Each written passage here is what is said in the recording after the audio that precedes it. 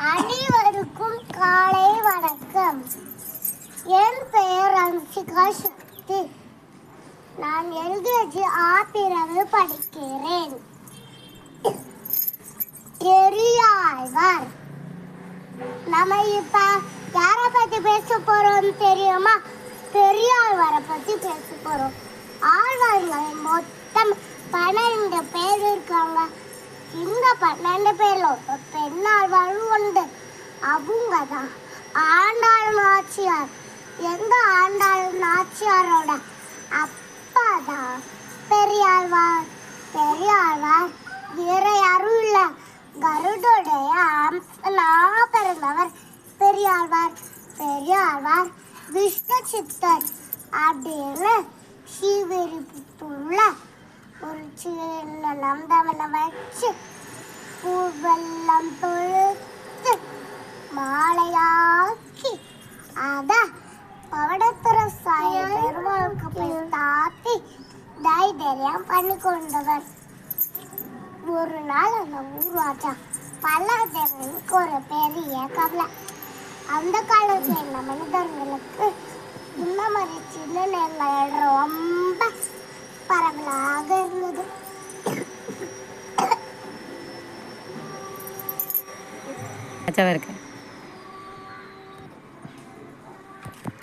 நான் ஒரு ராஜாவா இப்ப இருக்க, இது ஒரு கனவு மாதிரி கிட்ட இருந்து தட்டி பறிக்கப்படுவோமே, நான் இறந்து போவேனே, என் பின்பாடு எனக்கு கதை என்ன ஆக போகுது அப்படின்னு அவனோட யோகிதான செல்வன் நம்ம கிட்ட கேட்கிறார்.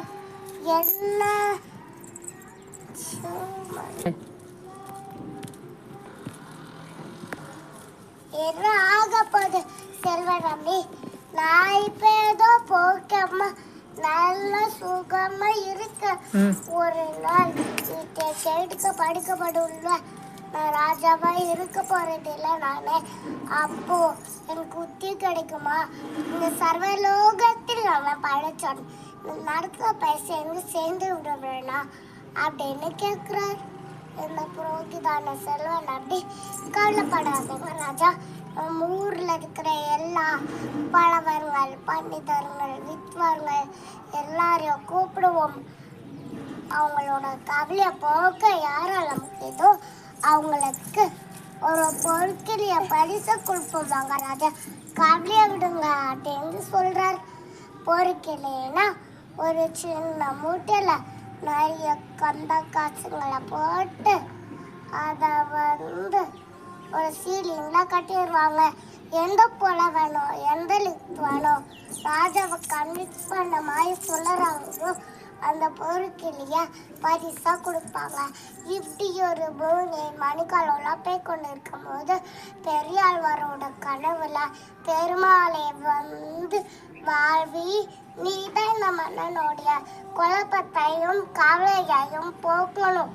உபனிஷத்தங்கள் வேற வாக்கியங்கள் எல்லாம் சொல்லி அந்த மன்னனோட கஷ்டத்தை போற்றிலாட அப்படின்னு பெருமாளையும் சொல்ல ஆழ்வாரும் கை கூப்பி பவ்யமா, பகவானே நான் வேதமே படிக்காதவனே, நான் எப்படி போய் அந்த மன்னன் நடத்தணும் சொல்ல போறேன், என்ன வாக்கியங்கள் என் வாயிலிருந்து வர போகுது அப்படின்னு கேட்க பகவான் கவலையே படாத, முதல்ல நான் பார்த்து கொள்கிறேன் சொல்லி பெரியாழ்வார் அடுத்த நாள் ராஜோட சபைக்கு போறார்.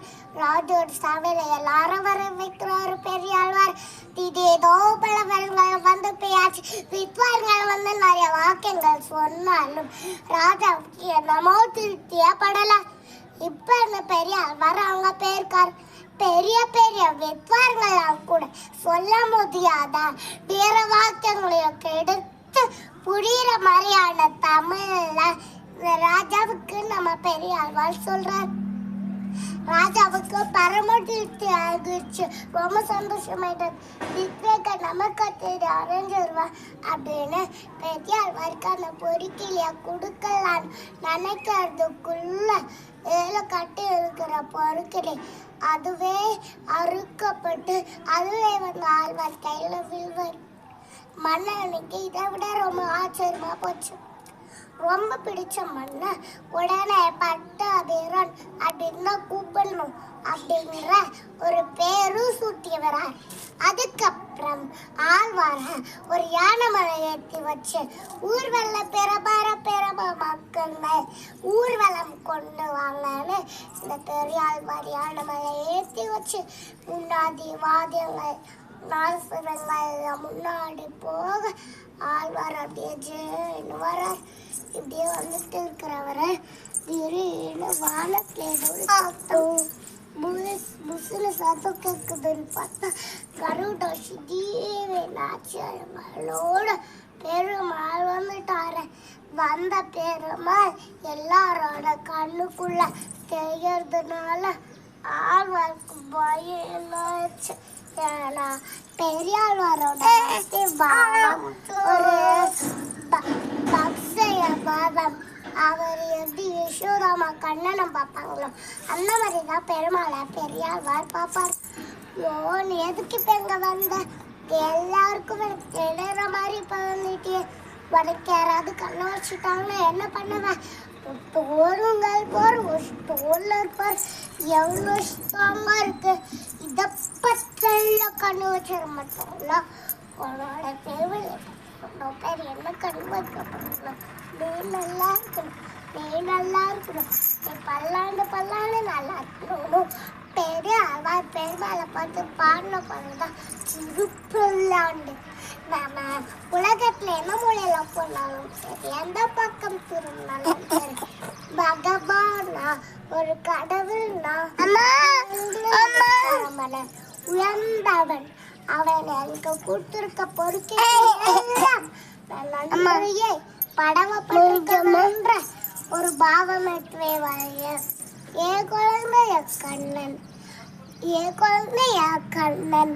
நான் அவனை பார்த்துக்கலன்னா அவன் கஷ்டப்படுவான். நான் அவனை சாப்பிடலன்னா அவனை பட்டினியா இருப்பாங்கிற பாவம் நம்ம பாவத்தை பாக்கம். அப்பேற்பட்ட நம்ம பெரியாழ்வா நீ நல்லா இருக்கணும் பகவானே, நீ நல்லா இருக்கணும்.